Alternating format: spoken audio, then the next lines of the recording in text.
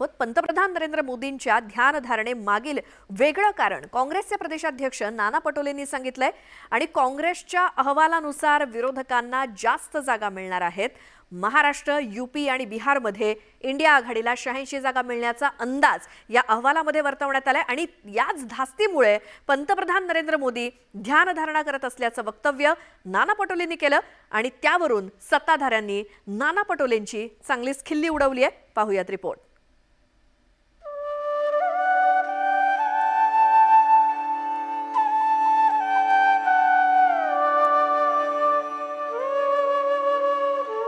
पंतप्रधान नरेंद्र मोदींनी कन्याकुमारीतील विवेकानंद रॉक मेमोरियलमध्ये ध्यानधारणा करायला सुरुवात केली आहे। गुरुवारी संध्याकाळी 6:45 त्यांनी ध्यान करण्यास सुरुवात केली।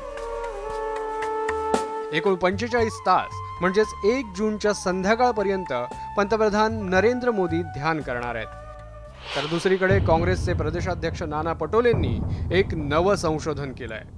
काँग्रेसच्या अहवालानुसार महाराष्ट्र, उत्तर प्रदेश आणि बिहारमध्ये काँग्रेसला जास्त जागा मिळणार आहेत आणि याच अहवालाच्या निष्कर्षामुळे पंतप्रधान नरेंद्र मोदींना ध्यानधारणा करण्याची वेळ आल्याचा अजब दावा नाना पटोलेंनी केलाय।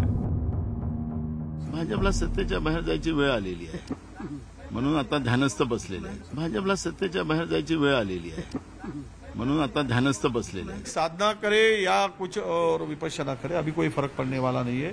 वो परमानेंट साधना पे ही बैठना उनके लिए उचित रहेगा, ऐसा देश कह रहा है। तो वो परमानेंट साधना पे बैठे रहे। 48 तास या 24 तास बैठने की जरूरत नहीं है। जनता देश की चाहती है कि वो परमानेंट अपने साधना पे चले जाए तो देश सुखी हो जाएगा। नाना पटोलेंनी केलेल्या या दाव्याचा सत्ताधाऱ्यांनी जोरदार समाचार घेतला। काँग्रेसला कोणीतरी खोटा अहवाल दिला असून त्याच्या आधारे नाना पटोले स्वप्नरंजन करत असल्याचा टोला सत्ताधाऱ्यांनी लगावला। निकालानंतर पराभवाच्या धक्क्यातून सावरण्यासाठी काँग्रेसच्या सगळ्याच नेत्यांनी ध्यानधारणा करावी असा सल्लाही नाना पटोलेंना देण्यात आलाय। जोपर्यंत निवडणुकीचा निकाल लागत नाही तोपर्यंत सर्व पक्ष, सर्व उमेदवार आपण विजयी होणार असंच सांगणार। त्यामुळे 4 तारीख संध्याकाळपर्यंत वाट बघायला आपल्याला काय हरकत आहे। पंतप्रधान नरेंद्र मोदींच्या ध्यानधारणेचा काँग्रेसच्या अहवालासोबत संबंध जोडून नाना पटोलेंनी चांगलीच धमाल उडवून दिली।